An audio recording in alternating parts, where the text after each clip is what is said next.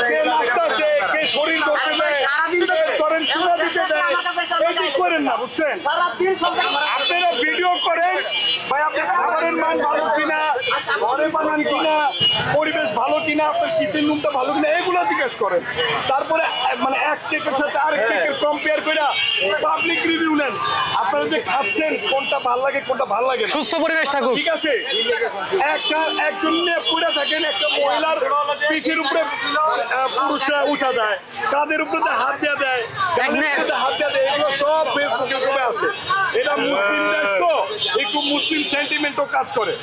তখন মনে করেন এগুলো অনেক সমালোচনা হয়। ওই একশালা ইউটিউবার আছে মেয়েদের হাত ধরে, বুঝছেন? আমি বলি আমার কথা বুঝছেন না ভাই?